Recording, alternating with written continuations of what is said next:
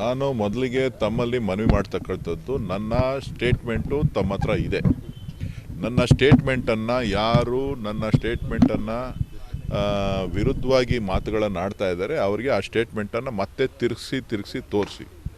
ನಾನು ಕರ್ನಾಟಕಕ್ಕೆ ಆಗ್ತಾ ಇರ್ತಕ್ಕಂಥ ಅನ್ಯಾಯ, ಅದರಲ್ಲೂ ವಿಶೇಷವಾಗಿ ಹಣಕಾಸಿನ ಕೊರತೆಯನ್ನು ಏನು ನಾವು ಎದುರಿಸಬೇಕಾಗಿದೆ, ನಮ್ಮ ಪಾಲು ತೆರಿಗೆಯ ಪಾಲನ್ನು ಏನು ಕೇಂದ್ರ ಸರ್ಕಾರ ನಿರಾಕರಿಸ್ತಾ ಇದೆ, ಆ ವಿಚಾರವಾಗಿ ನಾನು ಕೆಲವೊಂದು ಗಂಭೀರವಾದಂಥ ವಿಚಾರಗಳನ್ನು ಹೇಳಿದ್ದೇನೆ.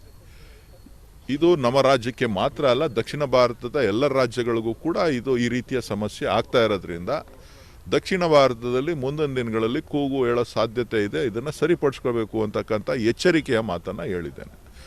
ನಾನು ಭಾರತೀಯನಾಗಿ, ಒಬ್ಬ ಸಂಸತ್ ಸದಸ್ಯನಾಗಿ, ಭಾರತೀಯ ರಾಷ್ಟ್ರೀಯ ಕಾಂಗ್ರೆಸ್ ಪಕ್ಷದ ಒಬ್ಬ ಸದಸ್ಯನಾಗಿ, ನಾನು ದೇಶವನ್ನು ನಾವು ಸ್ವತಂತ್ರವನ್ನು ತಂದುಕೊಟ್ಟಂಥ ಆಡಳಿತ ಪಕ್ಷದಲ್ಲಿ ನಾವು ಕೆಲಸ ಮಾಡ್ತಾಯಿದ್ದೇವೆ, ಪಕ್ಷದ ಕಾರ್ಯಕರ್ತನಾಗಿ. ಸೊ ನಾವು ಯಾವತ್ತೂ ಕೂಡ ದೇಶವನ್ನು ಒಡೆಯುವಂಥ ಪ್ರಶ್ನೆ ಇಲ್ಲ, ಒಡೆಯುವಂಥ ಮಾತುಗಳನ್ನು ನಾನು ಯಾವತ್ತೂ ಕೂಡ ಆಡಿಲ್ಲ. ಆದರೂ ಕೂಡ ಭಾರತೀಯ ಜನತಾ ಪಕ್ಷದವರು ಚುನಾವಣಾ ಸಂದರ್ಭ ಆಗಿರೋದ್ರಿಂದ ರಾಜಕೀಯವಾಗಿ ಇದನ್ನು ಬೇರೆ ರೀತಿ ತಿರ್ಸುವಂಥ ಪ್ರಯತ್ನ ಮಾಡ್ತಾಯಿದ್ದಾರೆ. ನನ್ನ ವಾಕ್ ಸ್ವಾತಂತ್ರ್ಯವನ್ನು ಕಿತ್ಕೊಳ್ಳೋವಂಥ ಪ್ರಯತ್ನಗಳು ನಡೀತಾ ಇದೆ, ನಮ್ಮ ವಾಕ್ ಸ್ವಾತಂತ್ರ್ಯವನ್ನು. ಕಾರಣ ಏನು ಅಂತ ಅಂದರೆ, ನಮ್ಮ ರಾಜ್ಯಕ್ಕೆ ಬರಬೇಕಾದಂಥ ಅನುದಾನ ಬಹಳ ಮುಖ್ಯ. ನಾವು ಕಟ್ತಾ ಇರ್ತಕ್ಕಂಥ ತೆರಿಗೆ ವಿವಿಧ ರೂಪಗಳು, ಡೈರೆಕ್ಟ್ ಟ್ಯಾಕ್ಸ್ ಇರ್ಬೋದು, ಇಂಡೈರೆಕ್ಟ್ ಟ್ಯಾಕ್ಸಸ್ ಇರ್ಬೋದು, ಇವೆಲ್ಲವೂ ಕೂಡ ಬೇರೆ ಬೇರೆ ರೀತಿಯಲ್ಲಿ ನಮಗೇನು ಕೇಂದ್ರಕ್ಕೆ ಸಲ್ಲಿಕೆ ಆಗ್ತಾ ಇದೆ ಅದರ ಪಾಲಿನ ಶೇಕಡಾವಾರು ಏನು ಬರ್ತಾ ಇದೆ ಅದು ಕಡಿಮೆ ಆಗ್ತಾ ಇರೋದು. ಜೊತೆಗೆ ಕೆಲವಾರು ವಿಚಾರಗಳನ್ನು, ಭೌಗೋಳಿಕವಾದಂಥ ವಿಚಾರ, ಜನಸಂಖ್ಯೆ ಆಧಾರಿತ ವಿಚಾರ, ಶೈಕ್ಷಣಿಕವಾಗಿ ನಾವು GDPನಲ್ಲಿ ಮುಂದೆ ಇರತಕ್ಕಂಥದ್ದು, ಇದೆಲ್ಲವೂ ಕೂಡ ನಮ್ಮ ಮುಂದಿನ ದಿನಗಳಲ್ಲಿ ಇವತ್ತೇನು 15ನೇ ಹಣಕಾಸು 15th ಫೈನಾನ್ಸ್ ಕಮಿಷನ್ ಬಗ್ಗೆ ಚರ್ಚೆಗಳು ನಡೀತಾ ಇದೆ.